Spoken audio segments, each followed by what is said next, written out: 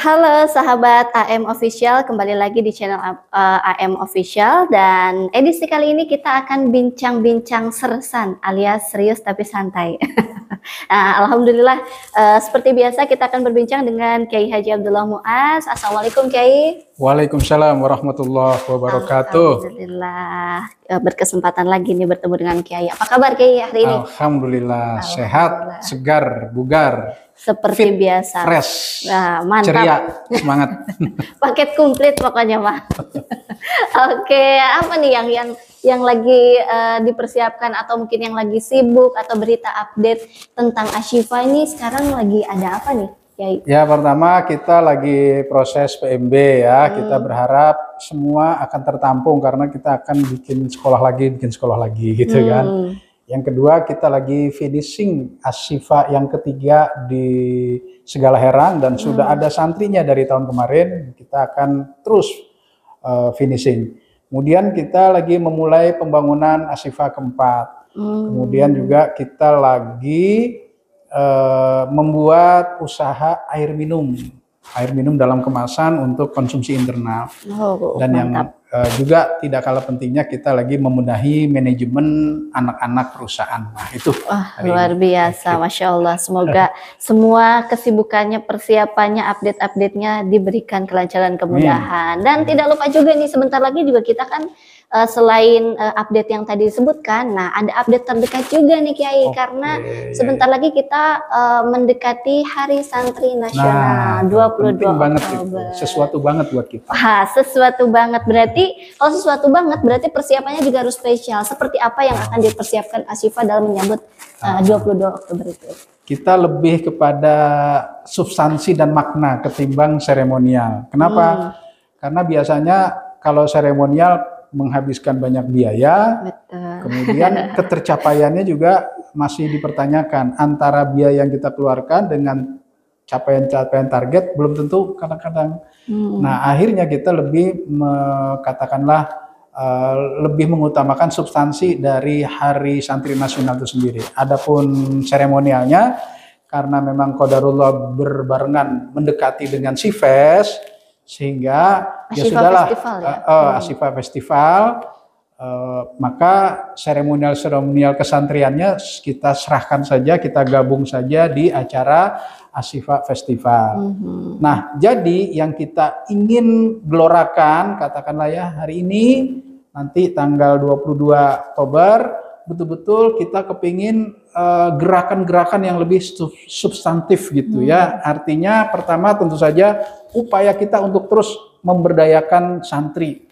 Bagaimana optimalisasi kemampuan santri dengan rancangan-rancangan kurikulum yang kita bangun gitu. Yang kedua, kita coba juga optimalisasi sumber SDM. Sehingga kita kepingin SDM yang ada ini terus kita tingkatkan kemampuannya, skillnya, pengetahuannya, wawasannya, karena akan sejalan dengan nanti hasil output yang kita inginkan.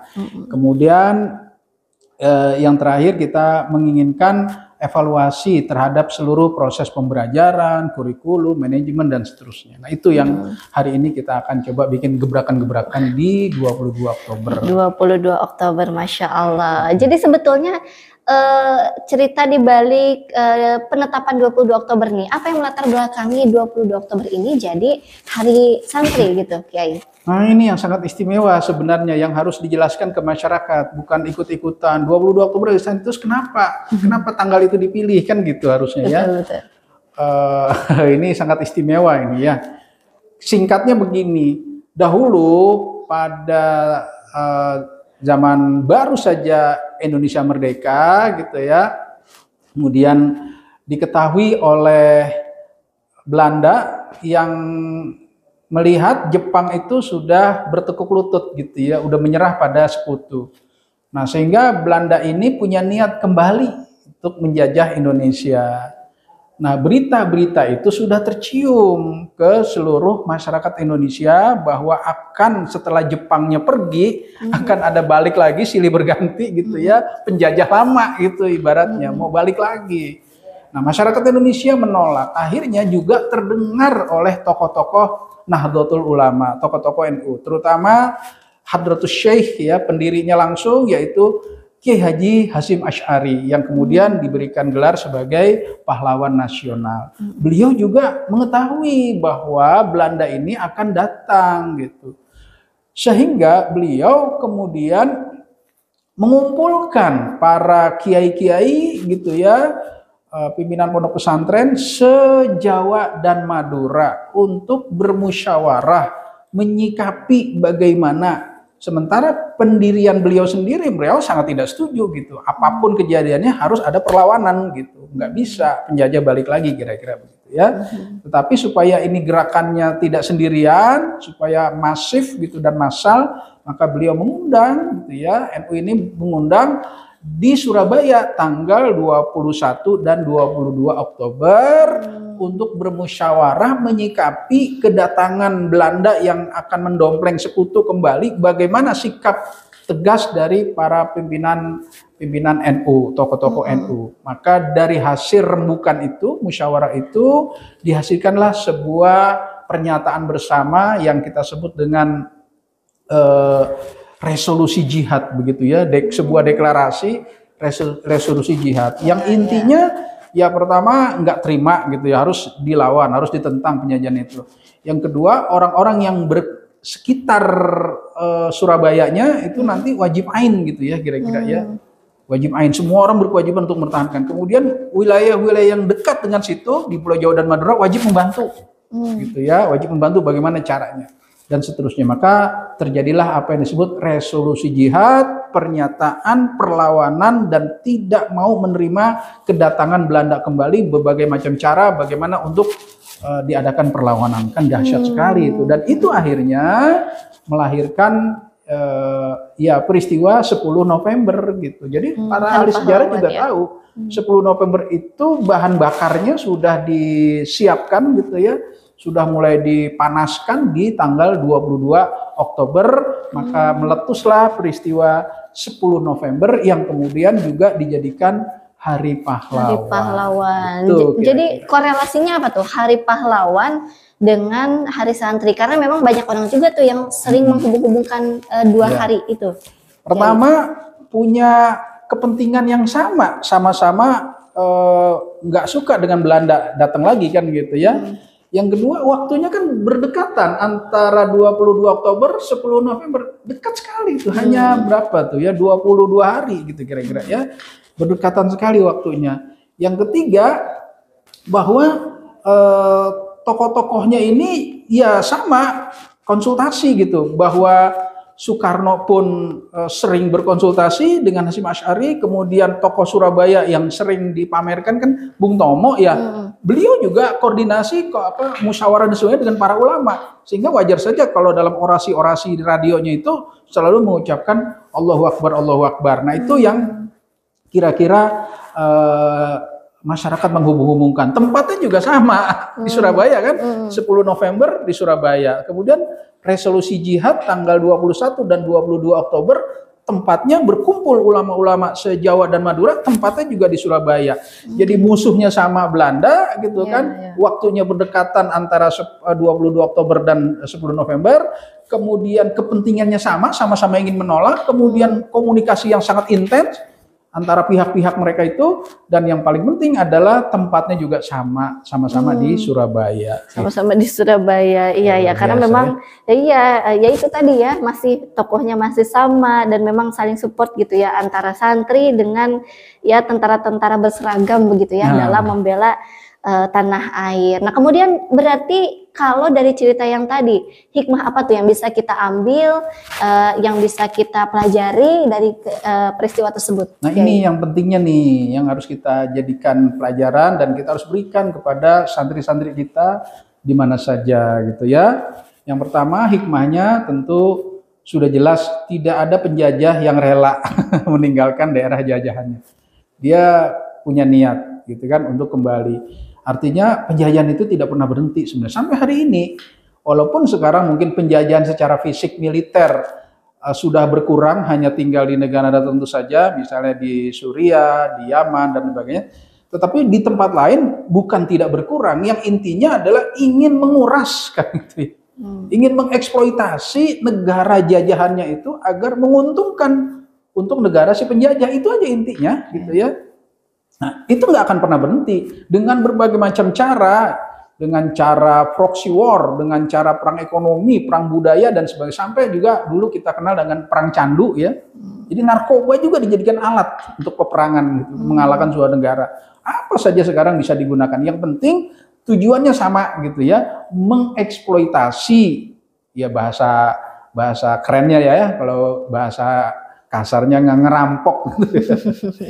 Ya, mengeksploitasi kekayaan dari sebuah negara agar bisa dimanfaatkan sebesar-besarnya bagi negara yang lebih kuat, lebih besar tadi, sehingga si negara yang terjajah itu tidak merasa dirinya dijajah gitu ya. Itu kan dahsyatnya luar biasa.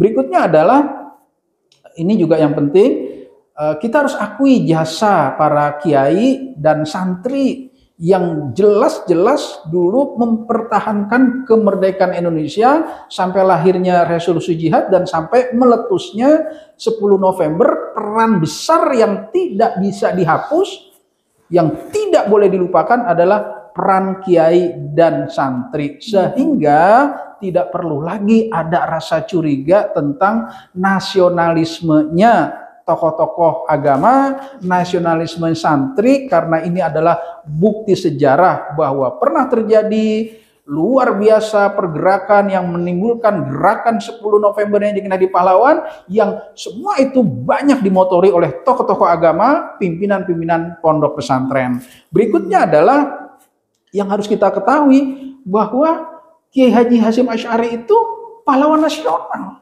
Dia resmi ketetapan pemerintah. Jadi jangan coba-coba gitu, meragukan gitu ya, katakanlah program-program pesantren, kegiatan-kegiatan pesantren, karena memang sejarah latar belakangnya adanya pesantren, tokoh-tokohnya mereka memang mempunyai semangat nasionalisme yang tinggi, buktinya dapat gelar pahlawan. Kalau dia tidak nasionalisme ya nggak mungkin lah dapat gelar pahlawan. Mari sama-sama nggak perlu lagi curiga terhadap pesantren atau pendidikan Islam. Kalaupun terjadi kasus 1-2 oknum, tidak pantas kita mengeneralisir. Kalau ada alumni sebuah perguruan tinggi elit, kemudian jadi pejabat, kemudian dia korupsi, kan nggak mungkin saya katakan bahwa perguruan tinggi itu sarangnya koruptor, nggak bisa. Cuma gara-gara satu orang korupsi terus kita tuduh perguruan tingginya, nggak mungkin gitu ya. Dia hanyalah oknum dari alumni yang qadarullah korupsinya gede banget misalnya, sampai triliunan. Nah, maka kita katakan tetap oknum. Dibanding jumlah pesantren yang begitu besar, santri yang bermukim saja 5 juta, yang tidak bermukim sampai 27 juta lebih, maka kejadian 1-2 yang kemungkinan itu juga pesantrennya juga nggak jelas, nggak bisa kita generalisir. Yang berikutnya adalah bahwa penetapan hari santrinya juga penetapan yang resmi oleh Presiden Jokowi tanggal 22 Oktober 2015. Nah, jadi hari santri ini memang sudah milik nasional, resmi, nggak perlu lagi kita ragu-ragu untuk memperingati. Dan selalu harus kita kaitkan dengan resolusi jihad tadi. Kenapa? Karena ujuk-ujuk kok ada 22 Oktober, nggak mungkin lah, nggak ada latar belakang sejarah. Kenapa itu dipilih? Betul. Nah, ternyata tidak bisa dilepaskan dari sejarah resolusi jihadnya Nahdlatul Ulama. Dan satu lagi yang paling penting, saudaraku sebangsa, setanah air, ayah bunda yang dirahmati oleh Allah, bahwa karena di 22 Oktober itu ada yang disebut resolusi jihad, dan para pelakunya udah jelas nasionalisme yang tinggi melawan penjajah, dan tokohnya diberikan gelar pahlawan, maka kita tidak boleh takut-takut lagi sekarang ngomong jihad gitu ya. Masih banyak yang tabu ya, jihad. Serem banget. Padahal itu udah dari dulu, dari zaman penjajahan ya. Iya, jihad itu seolah-olah mengangkat senjata dan sebagainya. Padahal ada satu kata yang saya lebih takut dari jihad itu kan. Apa itu, Kiai? Katakanlah ini yang paling berbahaya ya, tafsir tunggal, artinya monopoli tafsir. Jadi kebenaran itu kan ada kebenaran nisbi ya, relatif, hasil tafsir, atau dalam bahasa Islam itu furu'iyah, masalah-masalah cabang. Ada kebenaran mutlak ya, agama, yaitu dalam ajaran Islam itu masalah-masalah usuliyat, masalah-masalah pokok, masalah-masalah yang terdapat dalam ayat-ayat yang qat'i dan ayat-ayat yang muhkamat. Nah, persoalan yang membahayakan kita adalah apabila seseorang itu berpendapat dan itu jelas hasil tafsiran manusia gitu kan, bukan ayat-ayat yang qat'i ya, yang tadi kebenarannya nisbi atau relatif, itu dipaksa sebagai sebuah kebenaran mutlak, menganggap ini adalah perintah Allah, menganggap ini adalah Quran Sunnah, padahal itu hasil tafsir.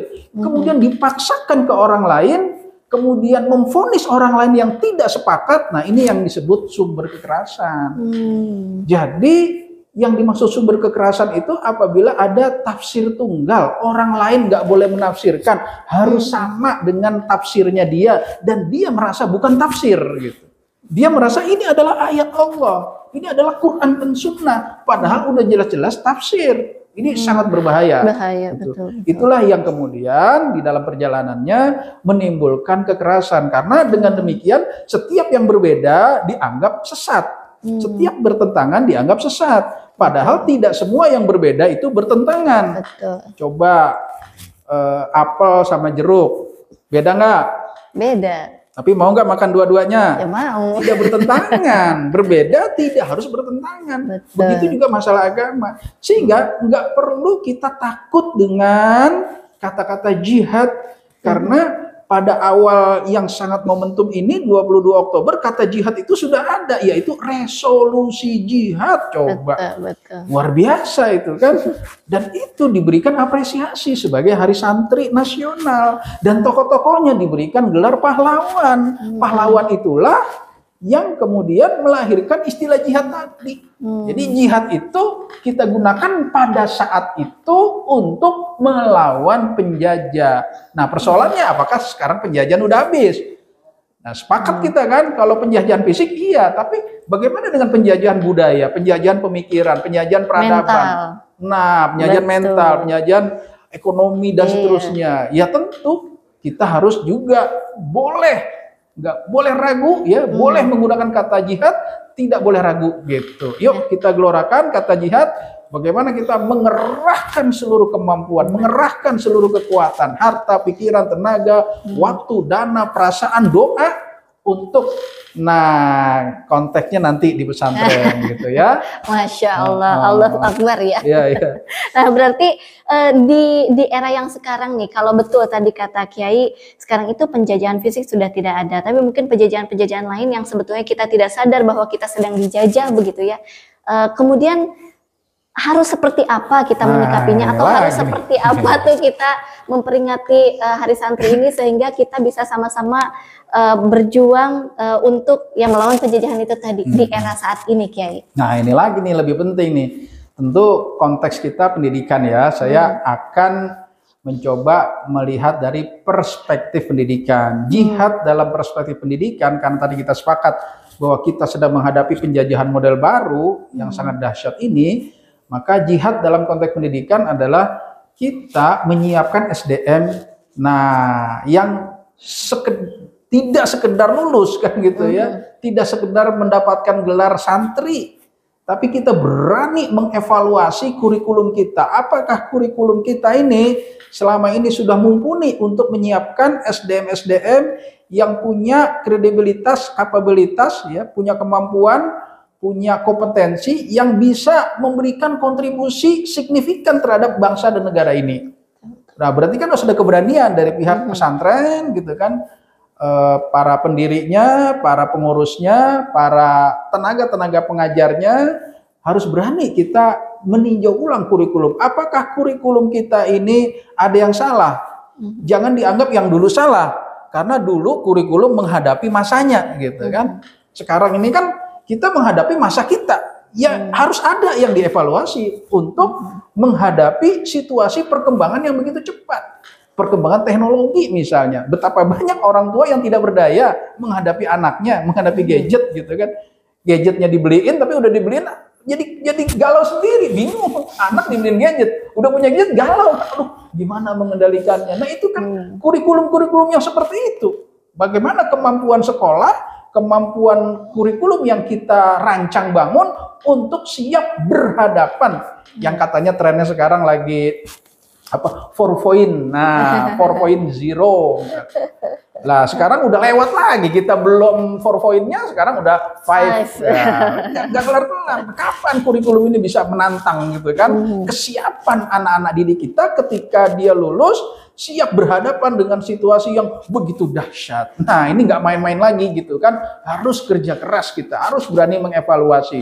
Kemudian mengevaluasi lagi sistem manajemen di dalam sebuah pondok pesantren. Kemudian mengevaluasi lagi sistem pembinaan SDM, pengembangan SDM. Bagaimana pesantren itu di dalam mengembangkan para tenaga pendidik dan kependidikannya. Kemudian nilai-nilai yang terbangun, budaya yang terbangun, dan masih banyak lagi. Itulah dia hari ini jihad di lapangan pendidikan. Kira-kira seperti itu ya. Masya Allah, luar biasa. Tapi memang ya sebetulnya sih banyak sih ya dari tadi pernyataan-pernyataan yang masih bisa kita gali gitu ya. Apakah dia dari jihad dalam konteks saat ini, atau mungkin bagaimana kita ya tadi ya perihal pendidikan gitu, dari mulai kurikulum ataupun yang lainnya gitu bercabang itu. Masih banyak, tapi tentunya dari waktu juga kayaknya nggak cukup nih kalau ini. Nanti kita bisa lanjut lagi insya Allah, di edisi berikutnya. Yang pasti itu yang harus kita garis bawahi, bahwa dalam nanti menghadapi atau kita menyambut Hari Santri Nasional ini, kita harus selalu ingat ya, kayak tadi yang saya garis bawahi adalah kemerdekaan juga tidak terlepas dari peran serta tokoh-tokoh agama, para santri dan lainnya tentunya. Jadi jangan sampai ya masih ada pemikiran yang sekarang tuh kayak ketakutan gitu. Ini jadi hari takutnya atau hari yang diwaspadai gitu ya, Hari Santri itu ya, karena itu ya dengan detail agama itu. Bener sih, hari ini nanti tanggal 22 Oktober hari ketakutan para penjajah gitu. Yang pastinya begitu. Dia. Hari ketakutan para ya orang-orang yang tadi ya yang pengen menguras bangsa dan negara ini, imperialis lah ya. Hari ketakutan imperialis itu 22 Oktober. Waduh, ya itu dia, mudah-mudahan kita tidak termasuk golongan yang itu.